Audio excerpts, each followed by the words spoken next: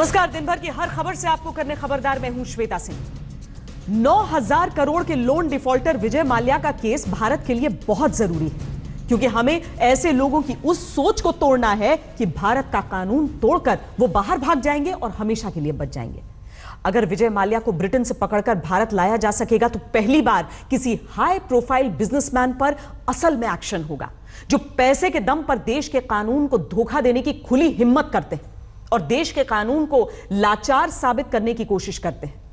आज विजय माल्या को भारत लाने के केस में बड़ा अपडेट हुआ है। माल्या को प्रत्यर्पण के केस में अरेस्ट किया गया। कुछ घंटे में उन्हें कोर्ट से बेल भी मिल गई, लेकिन इस बेल का मतलब यह नहीं कि माल्या भारत आने से बच जाएगा।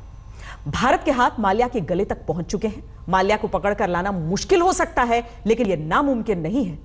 माल्या जैसे लोगों की सोच पर भारत की विजय जरूरी है। अरेस्ट भी और बेल भी, लेकिन माल्या कब तक बच पाएंगे? माल्या का भारत आने का नंबर आज से लग गया है। विजय माल्या के अच्छे दिनों की उल्टी गिनती आज से शुरू।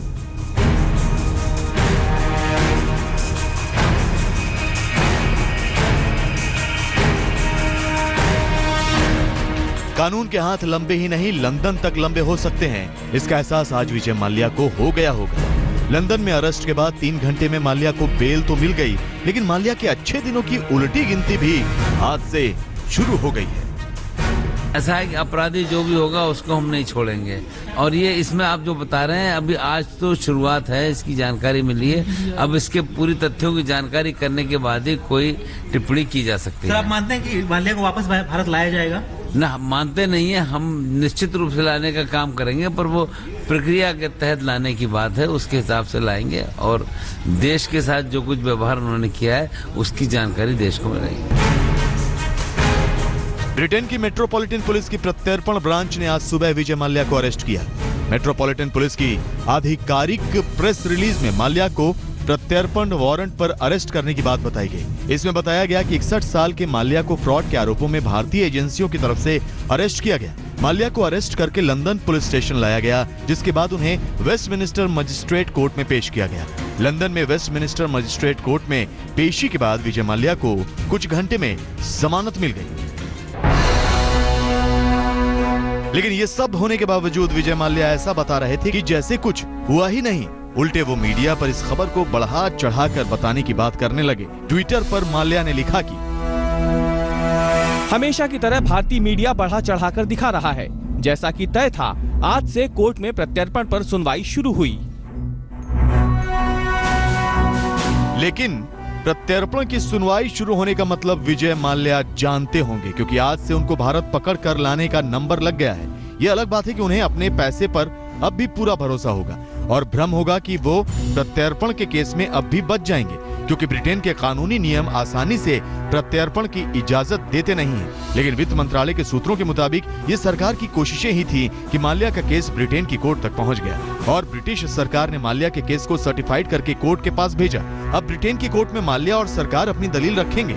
माल्या को बेल इसलिए मिली क्योंकि ये मनी लॉन्ड्रिंग का ही केस था। सरकार को उम्मीद है कि जल्द ही ब्रिटेन की कोर्ट से फैसला हो जाएगा और ब्रिटेन से विजय माल्या का प्रत्यर्पण हो सकेगा। यानी माल्या को भारत लाना मुश्किल तो हो सकता है, लेकिन नामुमकिन नहीं है। इसमें शक नहीं कि विजय माल्या को ब्रिटेन से प्रत्यर्पण की जटिल प्रक्रियाओं, जटिल कानूनी कार्यवाहियों और अपने पैसे पर भरोसा होगा, जिसके दम पर वो पूरी ताकत से कानूनी लड़ाई लड़ सकते हैं। और शायद इसीलिए उन्होंने ब्रिटेन को चुना भी था, क्योंकि वहां से किसी दूसरे देश के लिए किसी आरोपी को लाना बहुत मुश्किल होता है। अगर भारत सरकार ऐसा कर सकी तो ये अपने आप में न सिर्फ हिस्ट्री बुक में दर्ज होगा, बल्कि ये भी संदेश जाएगा कि देश का पैसा लूटकर बाहर भाग जाने वाले बच नहीं पाएंगे। कोई बचने वाले नहीं है, मैं बता देता हूं भाइयों। ये पैसे ये बैंकों से जिन्होंने पैसा लूटा है, वो पैसा बैंकों का नहीं, हिंदुस्तान के गरीबों का पैसा है, और वो मैं वापस ला करके रहने वाला। अब विजय माल्या के अच्छे दिनों की उल्टी गिनती एक तरह से शुरू हो गई है, क्योंकि 17 बैंकों के 9,000 करोड़ रुपए का लोन मारकर विजय माल्या पिछले साल मार्च में लंदन भाग गए थे। माल्या लंदन तब भागे जब हाईकोर्ट में उनके खिलाफ बैंकों द्वारा दायर केस चल रहा था। विजय माल्या को अपनी गिरफ्तारी का डर हुआ और करीब 11 बैग लेकर रातों रात ब्रिटेन भाग गए। सरकार पर भी दबाव था कि विजय माल्या को पकड़कर भारत लाए और बैंकों से लूटा पैसा वसूल करें। विजय माल्या को लंदन से पकड़कर भारत लाने का केस ब्रिटेन की कोर्ट तक पहुंच चुका है। ब्रिटेन की सरकार ने इसे पहले ही मंजूरी दे दी थी, यानी एक कूटनीतिक जीत तो हो गई है। अब कोर्ट में जीत का इंतजार है। सूत्रों के मुताबिक ब्रिटेन की कोर्ट में सीबीआई और ब्रिटेन में भारतीय उच्चायुक्त की टीम इस केस में मजबूत पक्ष रखेगी, जिससे इस सोच को तोड़ा जा सके कि भारत में कानून तोड़कर बाहर भाग जाने का मतलब बच जाना नहीं होता। होम ऑफिस इस बात पर खास तवज्जो देता है कि ह्यूमन राइट्स, हेल्थ के इश्यूज इसमें शामिल तो है नहीं, या फिर उसे जान माल को खतरा तो नहीं है, तो बहुत ही लंबा केस भी हो सकता है। इस पर निर्भर करता है कि किस तरह से भारत सरकार इस केस को सामने रखती है वेस्टमिंस्टर मैजिस्ट्रेट हाई कोर्ट के। Raveena Tandon, India today, Westminster magistrate court, London. Bharat के लिए ब्रिटेन से किसी का प्रत्यर्पण करवाना कितना मुश्किल है, इसका अंदाजा इसी से लगाया जा सकता है कि मार्च 2016 से भागकर लंदन में बैठे विजय माल्या 13 महीने से टेंशन फ्री हैं। भारत में कोर्ट केस और सिस्टम के एक्शन के बाद 8 फरवरी को ब्रिटिश सरकार से भारत ने माल्या के प्रत्यर्पण की आधिकारिक अपील की, जिससे किसी तरह का कोई चूक न हो। यह भारत की कूटनीतिक जीत ही है कि माल्या के केस को ब्रिटेन के विदेश मंत्री ने क्लियर किया और कोर्ट की प्रक्रियाओं के लिए आगे बढ़ा दिया। हम आपको ब्रिटेन में प्रत्यर्पण के नियम, कायदे, कानून बताते हैं। दुनिया के 100 से ज्यादा देशों की ब्रिटेन के साथ प्रत्यर्पण संधि है, जिसके तहत दूसरे देश ब्रिटेन भागकर गए वांटेड आरोपियों को वापस ला सकते हैं। अपराधियों को दूसरे देशों को सौंपने के लिए ब्रिटेन में 2003 का बना एक कानून है। ब्रिटेन के प्रत्यर्पण कानून में 2 कैटेगरी में देशों को बांटकर नियम बताए गए हैं। एक कैटेगरी में यूरोप के देश हैं, दूसरी कैटेगरी में यूरोप से बाहर के देश हैं, जिसमें भारत का नाम कैटेगरी 2 के टाइप बी के देशों में है। ब्रिटेन से किसी वांटेड आरोपी को वापस लाने के लिए दूसरे देश को जटिल प्रक्रिया से गुजरना पड़ता है। पहला नियम यह है कि प्रत्यर्पण के लिए ब्रिटेन के विदेश मंत्री और अदालतों दोनों की मंजूरी अनिवार्य है। जिस व्यक्ति को वापस लाना है उसके लिए सबसे पहले ब्रिटेन के विदेश मंत्री के पास अपील भेजी जाती है। इस अपील पर ब्रिटेन के विदेश मंत्री को फैसला करना पड़ता है कि इस पर आगे बढ़ा जाए या नहीं। ब्रिटेन का विदेश मंत्रालय दूसरे देश की अपील के वाजिब आधार को देखता है। अगर उसे सही लगता है तो अपील सर्टिफाइड हो जाती है। प्रत्यर्पण की अपील सर्टिफाइड कर देने के बाद ब्रिटेन का विदेश मंत्रालय इसे संबंधित अदालतों में भेज देता है। अगर अदालत इस बात से संतुष्ट हो जाती है कि अपील में आरोपी के खिलाफ प्रत्यर्पण के उचित आधार बनते हैं तो वारंट जारी हो जाता है। अदालत से वारंट जारी होने के बाद आरोपी को ब्रिटेन में अरेस्ट किया जाता है और अदालत में प्राथमिक सुनवाई के लिए लाया जाता है। इस प्राथमिक सुनवाई के बाद अदालत प्रत्यर्पण की सुनवाई की तारीख देती है। जब जज को लगता है कि वाकई अपराध ऐसा है जिसमें प्रत्यर्पण जरूरी है, इस आधार पर देखें तो अभी विजय माल्या का केस प्रत्यर्पण के तीसरे स्टेज में है, जहां उनके खिलाफ अदालत में प्रत्यर्पण की सुनवाई चल रही है। अगर जज को लगता है कि प्रत्यर्पण के लिए सभी प्रक्रियाओं का पालन किया गया और प्रत्यर्पण सही है तो इस पर फाइनल ऑर्डर के लिए विदेश मंत्री के पास भेजा जाता है। इसके बाद विदेश मंत्री प्रत्यर्पण का फाइनल ऑर्डर देते हैं, लेकिन अदालत के फैसले के 14 दिन के अंदर आरोपी के पास प्रत्यर्पण के ऑर्डर के खिलाफ हाई कोर्ट में जाने का विकल्प होता है। इन प्रक्रियाओं को देखकर समझा जा सकता है कि प्रत्यर्पण के मामले में ब्रिटेन कितना मुश्किल है, क्योंकि वांटेड आरोपी अक्सर भागकर ब्रिटेन चले जाते हैं। 2016 से पहले ब्रिटेन से कोई भी वांटेड आरोपी पकड़कर भारत नहीं लाया जा सका। 23 साल में ब्रिटेन से सिर्फ एक आरोपी को पकड़कर 2016 में भारत लाया जा सका है। समीर भाई विनू भाई पटेल नाम का यह व्यक्ति हत्या के केस में वांटेड था। पटेल को 19 अक्टूबर 2016 को ब्रिटेन से प्रत्यर्पित करके लाया गया था। 2002 के बाद से अब तक भारत 62 वांटेड अपराधियों को करीब 25 देशों से ला चुका है। इसमें 2005 में पुर्तगाल से अबू सलेम और मोनिका बेदी का नाम प्रमुख है। हाल के वर्षों में 2015 में इंडोनेशिया से गैंगस्टर छोटा राजन को पकड़कर भारत लाया गया। 2015 में ही उल्फा के आतंकवादी अनूप चेतिया को बांग्लादेश से पकड़कर लाया गया। 2015 में 6 अपराधी और 2016 में 4 अपराधियों को भारत सरकार ने दूसरे देशों से प्रत्यर्पण करवाया। इसको देखकर लगता है कि विजय माल्या को पकड़कर भारत लाना मुश्किल तो है, लेकिन एक बार फिर हम कहेंगे नामुमकिन नहीं। विजय माल्या के अच्छे दिनों की उल्टी गिनती आज से शुरू हो गई।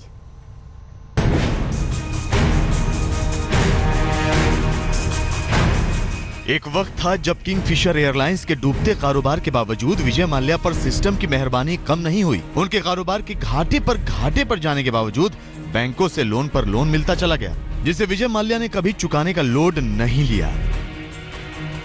वो आईपीएल की टीम और खिलाड़ी खरीद रहे थे, लेकिन किंगफिशर के कर्मचारियों को सैलरी नहीं मिलती थी। जबकि इसी किंगफिशर से विजय माल्या हर साल सैलरी के नाम पर 33 करोड़ से ज्यादा उठाते थे। मार्च 2016 तक किंगफिशर के 3000 कर्मचारियों का 3000 करोड़ रुपए का वेतन बकाया था। कर्मचारियों का 3000 करोड़ और बैंकों का 7000 करोड़ के लोन के बावजूद माल्या मजे करते रहे।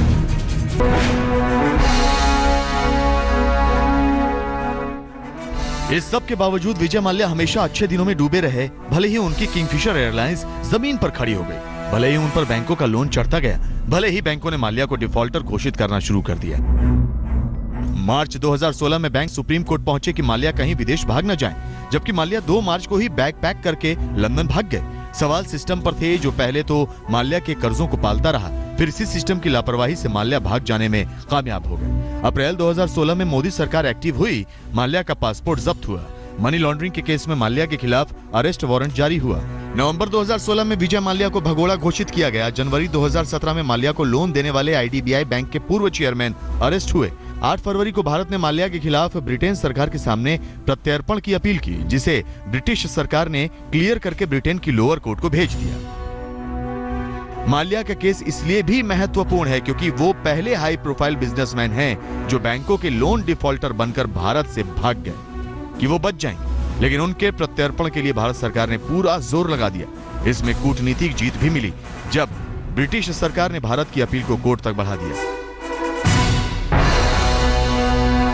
सिर्फ कूटनीतिक जीत ही नहीं, अगर माल्या को पकड़कर भारत लाने में सरकार कामयाब होती है तो ये नरेंद्र मोदी सरकार की राजनीतिक जीत भी कहलाएगी, क्योंकि माल्या के केस को लेकर विपक्ष ने मोदी सरकार को चारों तरफ से घेरा था। इसमें हर विपक्षी पार्टी आगे थी। कांग्रेस इसे अपनी जीत बता रही है। ये अलग बात है कि विजय माल्या ने सिस्टम की मेहरबानी का फुल आनंद यूपीए सरकार के दौरान ही लिया था।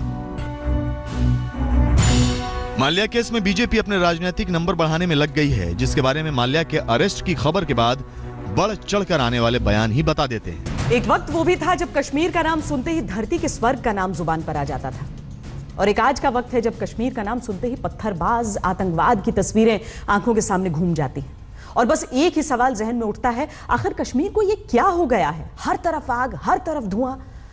खबरदार में हम आपको नफरत और हिंसा की आग में जलते कश्मीर की सुलगती तस्वीरों का विश्लेषण दिखाते आए। कश्मीर के हित में आज हम कश्मीर के नौजवानों को पत्थरबाजी और हिंसा की शिक्षा देने वाले अलगाववादियों और नेताओं को बेनकाब करेंगे, जिनकी वजह से कश्मीर में एक बार फिर सभी स्कूल कॉलेज बंद करने पड़े। पूरी कश्मीर घाटी में इंटरनेट सर्विस बंद कर दी गई है। कश्मीर के 10 जिलों में स्कूल और कॉलेजों के छात्र छात्राओं को सड़कों पर उतरना पड़ा है और सेना और पुलिस को अपना दुश्मन मानकर वो पत्थरबाजी कर रहे हैं। कंधों पर बैग, हाथों में पत्थर लिए कश्मीर के छात्र अलगाववादियों के हाथों की कठपुतली बन चुके हैं। कश्मीर के हालात इतने खराब हो चुके हैं कि कश्मीर के मुख्यमंत्री महबूबा मुफ्ती को कैबिनेट की आपात बैठक बुलानी पड़ी।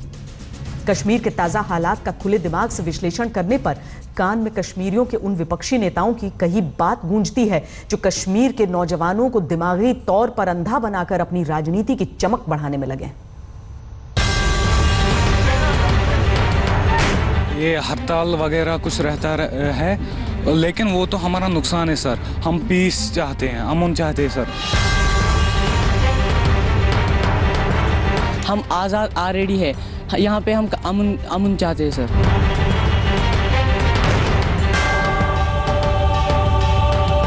हमें आज़ादी नहीं चाहिए, बल्कि हमें डॉक्टर बनना है, इंजीनियर बनना है, एक आर्मी ऑफिसर बनना है।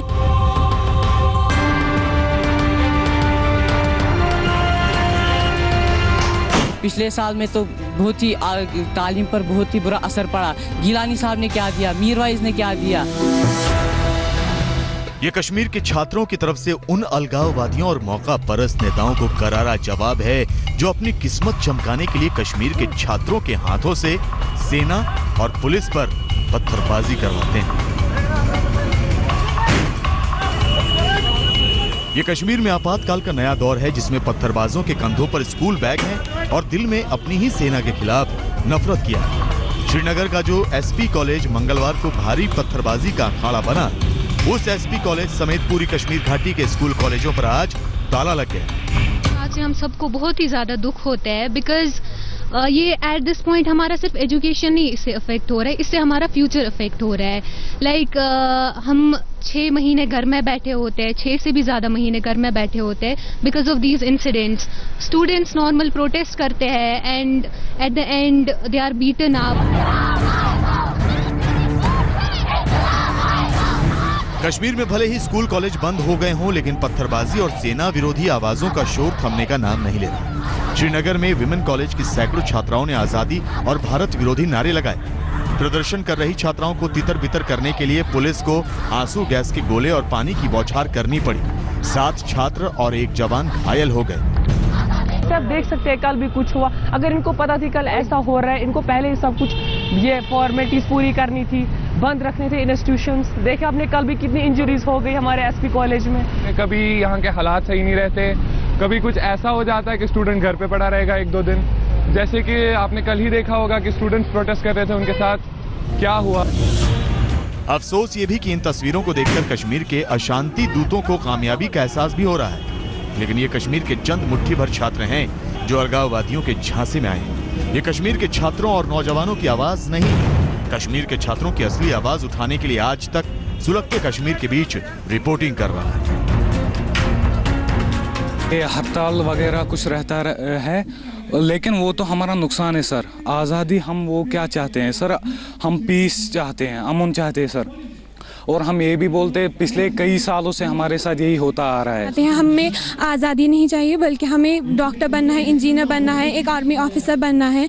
हम नहीं चाहते हैं कि यहाँ पर आज़ादी के कुछ लफड़े। ये लोग कश्मीर के लड़के आज़ादी ढूंढते, हाथ में पत्थर लेकर आज़ादी ढूंढते। आज़ादी तो नहीं मिलने वाली है। गिलानी साहब ने हमें क्या दिया, पिछले साल में तो बहुत ही तालीम पर बहुत ही बुरा असर पड़ा।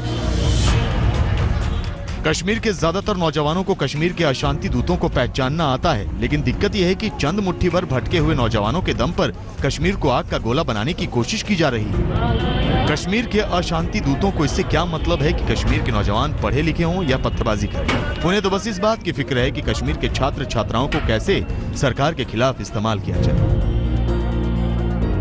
जैसा आप देख रहे हैं, ये नेशनल कॉन्फ्रेंस वर्कर्स का एक प्रोटेस्ट है। कल जो स्टूडेंट्स के ऊपर एक्शन हुआ था उसके खिलाफ ये प्रोटेस्ट है। ये वर्कर्स एक्शन के खिलाफ है, उस एक्शन के खिलाफ है और कह रहे हैं कि जस्टिस होना चाहिए और साथ में ही इस सरकार को निकम्मा कहने वाले नारे लगा रहे हैं। साथ में ही ये डिमांड कर रहे हैं कि जो है इस स्टेट में कहीं ना कहीं गवर्नर रूल लगा देना चाहिए। ये वही नेशनल कॉन्फ्रेंस है जिसके नेता फारूक अब्दुल्ला ने पत्थरबाजों की हिमायत करते हुए उन्हें आजादी के परवाने कहा था। लेकिन अब्दुल्ला साहब से कोई पूछे कि अगर देश के जवानों पर पत्थरबाजी करना जायज है तो उनके बेटे उमर अब्दुल्ला पढ़ लिख कर राजनीति में क्यों आए? क्यों ना वो भी पत्थर उठाकर कश्मीर की तथाकथित आजादी के नेक काम में लग जाते। हालांकि उमर अब्दुल्ला पर भी जैसे पिता वैसा बेटा वाली कहावत फिट ही बैठती है। मुझे जरा बताएं कहाँ पे उन्होंने नेशनल कॉन्फ्रेंस के वर्करों को गिरफ्तार किया, जरा हमें बताएं कहाँ पे उनके खिलाफ मुकदमा हुआ है, कहाँ पे उनके खिलाफ केस हुआ है। अगर नेशनल कॉन्फ्रेंस के ही वर्करों ने इतनी खराबी की है तो मुझे ये बताइए ना, आप जिन इलाकों से सबसे ज्यादा हमें वोट मिलते थे, चाहे वो चाडूरा हो, चाहे वो चरार शरीफ हो, चाहे इस तरह के इलाके हों, सबसे कम वोट वहाँ क्यों पड़े? ईदगाह जो हमारी अपनी कॉन्स्टिट्यूएंसी है, वहाँ 400 से कम वोट क्यों पड़े? अगर हमें खुद माहौल बिगाड़ना होता तो हम माहौल उन इलाकों में बिगाड़ते जहां पीडीपी को वोट पड़े। उमर अब्दुल्ला कहते हैं कि कोई साबित कर दे कि कश्मीर में पत्थरबाजी के पीछे उनकी पार्टी का हाथ है, जबकि फारूक अब्दुल्ला खुलेआम पत्थरबाजों के प्रति प्रेम का इजहार करते हैं। ये ऐसे लोग हैं जो खुद को कश्मीर का प्रतिनिधि कहते हैं और कश्मीर को तोड़ने के लिए अलगाववादियों की मन की बात करते हैं। ये कश्मीर में आपातकाल के स्क्रिप्ट राइटर हैं। लेकिन पिछले साल भी आपको याद होगा कि 30 से ज्यादा स्कूलों जलाए थे। पाकिस्तान के नापाक इरादे है कि वो अलगाववादी और पाकिस्तान परस्त ताकतें शिक्षा पर प्रहार करना चाहते, वहाँ भी वो शिक्षा नहीं देते हैं और यहाँ भी शिक्षा बंद हो ये प्रयास है। लेकिन कश्मीर घाटी है कि जिन्होंने इसका एक सही तरीके से रिएक्शन दिया, एक कि वो उन्होंने लोगों ने जब इम्तिहान हुए तो 98% छात्रों ने उसमें हिस्सा लिया। भारत सरकार और राज्य सरकार वहाँ संवाद भी बना रही है और जो सुरक्षा बल जो एक्शन जरूरी है वो भी ले रही है। यकीन मानिए, पाकिस्तान के इशारे पर कश्मीर को खौलाने में लगे अलगाववादी और पत्थरबाजी के प्रायोजक नेताओं को इस बात से कोई असर नहीं पड़ता कि कोई जिए या मरे। उन्हें तो बस कश्मीर को जलते हुए देखने में ही मजा आता है। इसीलिए ये बेहद जरूरी है कि कश्मीर के लोग अपनी असल दुश्मन को ठीक से पहचान लें। शुजाउल हक के साथ अशरफ वानी, श्रीनगर, आज तक। अब जरा ध्यान दीजिए और सोचिए, कश्मीर में हिंसा का यह नया दौर कब, कैसे, क्यों शुरू हुआ। कश्मीर घाटी में हिंसा का यह दौर उस वक्त शुरू हुआ जब कश्मीर की शांति पटरी पर लौट रही थी। लेकिन श्रीनगर के उपचुनाव में फारूक अब्दुल्ला ने पॉलिटिकल माइलेज के चक्कर में पत्थरबाजों को दोबारा एक्टिव करने के लिए उनकी हिमायत कर दी। इसका असर यह हुआ कि श्रीनगर के उपचुनाव में नाम मात्र की वोटिंग हुई, फारूक अब्दुल्ला की जीत। और जिस दिन फारूक अब्दुल्ला की जीत का ऐलान हुआ, उसी दिन पुलवामा के एक कॉलेज में छात्रों ने सेना पर पत्थरबाजी कर दी। कश्मीर के हालात पर बारीकी से नजर रखने वाले लोग मानते हैं कि कश्मीर में अशांति का यह नया दौर आतंकवादी बुरहान वानी की मौत के बाद हुई हिंसा के दौर से ज्यादा भयानक है, क्योंकि इस बार कश्मीर में पत्थरबाजी का राजनीतिकरण हो चुका है। जो लोग खुद को कश्मीर का प्रतिनिधि बताते हैं वो अलगाववादियों की बोली बोलने लगे हैं। ऐसे कश्मीर विरोधी नेताओं की जुबान पर लगाम लगाना जरूरी है और यह काम कश्मीर के लोगों से बेहतर और कोई नहीं कर सकता। अब हम आपको इराक के मोसूल शहर में पढ़ाई के लिए अपनी जान पर खेलने वाली उन छोटी छोटी बच्चियों की बातें सुनाना चाहते हैं जिन्होंने आईसिस के आतंकवादियों के हाथ की कठपुतली बनने से इनकार कर दिया और आतंकवाद के दौर में भी पढ़ाई करने के लिए रोज स्कूल जाती हैं। पढ़ाई लिखाई छोड़कर हाथों में पत्थर लिए कश्मीर की तथाकथित आजादी के नारे लगाने वाले कश्मीरी युवा चाहें तो इराक की इन बच्चियों से सबक ले सकते हैं।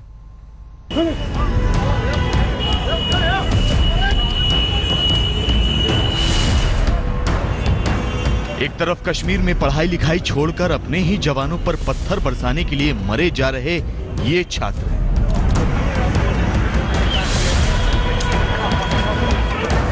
दूसरी तरफ इराक में बरसते बम गोलों के बीच भी पढ़ाई लिखाई के लिए मरी जा रही ये नन्ही बच्चियां हैं। एक तरफ कश्मीर में सरकार और सेना को दुश्मन मानकर उनके खिलाफ नारेबाजी करती छात्राएं हैं, दूसरी तरफ इराक में जान पर खेलकर भी पढ़ाई जारी रखने वाली बच्चियां हैं।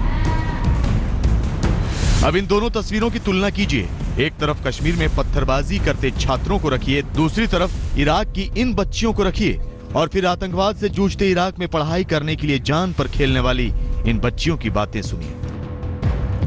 والله ما مليحة بس هسه مبور يعني من طلعوا داعش هسه كانت أحسن المدرسة بس من فاتوا والله ما طيبين وكانوا يعلمونا على القتال وما داومنا صار لنا 2.5 معطلين نحن। 13 साल की स्कूल छात्रा मनार महमूद उस मोसूल में रहती है जो आतंकवादी संगठन ISIS का गढ़ है, जहां बम धमाकों की आवाजें रुकने का नाम नहीं लेती, जहां इराकी सैनिकों और ISIS आतंकियों के बीच जंग छिड़ी है। लेकिन इन सब के बीच मोसूल के इस स्कूल में छात्राओं का पढ़ाई के प्रति लगाव कश्मीर के पत्थरबाज छात्रों के लिए सबक है। هسه لا داومنا هسه والله مليح الاحوال بس المدرسه بيها نقص كثير يعني مثل ماي وكهرب بس مع هيك نحن عنداوم نريد نتعلم علم ما نريد نضل جهله। ऐसा नहीं है कि आतंकवादियों ने इस स्कूल को बंद करवाने की कोई कोशिश नहीं की, लेकिन इराक की इन छोटी छोटी बच्चियों के पढ़ाई के प्रति प्यार के आगे तो ISIS के आतंकवादी भी हार गए। ما كان اكو دوام يعني رسمي وتغيرت المناهج وما داومنا اهلنا قعدونا ما خلونا نداوم لان تغيرت المناهج حكي يعني عليهم عن الدين وعن هاي الاشياء وعن الجهاد وقعدنا ما بطلنا ما خلونا نداوم। स्कूल में पढ़ती इराक की नन्ही बच्चियां कश्मीर की उन छात्रों को बड़ी सीख देती हैं जो कश्मीर के दुश्मनों की बातों में आकर कलम की जगह पत्थर उठा लेते हैं। अगर कश्मीर के नौजवानों और छात्रों को किसी से कुछ सीखना ही है तो उन्हें इराक की इन बच्चियों से सीखना चाहिए, जिनकी उम्र भले ही छोटी हो लेकिन उनका दिमाग और दिल बहुत बड़ा है। उन्हें पता है कौन उनका दोस्त है और कौन दुश्मन। आज तक ब्यूरो। हमें उम्मीद है कि कश्मीर के नौजवान अपने दोस्त और अपने दुश्मनों के बीच फर्क करना सीखेंगे, जिन्हें अभी तक ये समझ में नहीं आ रहा कि उनका हित उन अलगाववादियों के हाथों में नहीं है जो पाकिस्तान के आदेश पर उन्हें पत्थरबाज बना रहे हैं। उत्तर प्रदेश में योगी सरकार ताबड़तोड़ फैसले ले रही है। इसी सिलसिले में आज योगी कैबिनेट की तीसरी बैठक हुई, जिसमें कई फैसले लिए गए, जिनमें से 5 बड़े फैसलों के बारे में हम आपको बताते हैं। एक बड़ा फैसला तो यह हुआ कि अब गोरखपुर हवाई अड्डे के सिविल टर्मिनल का नाम महायोगी गोरखनाथ टर्मिनल होगा। इसके अलावा अब आगरा एयरपोर्ट का नाम भी दीनदयाल उपाध्याय के नाम पर रखे जाने का प्रस्ताव है। योगी कैबिनेट की तीसरी बैठक में यह तय हुआ है कि यूपी में 20 नए कृषि विज्ञान केंद्र खुलेंगे, उनकी संख्या बढ़ाकर 89 की जाएगी।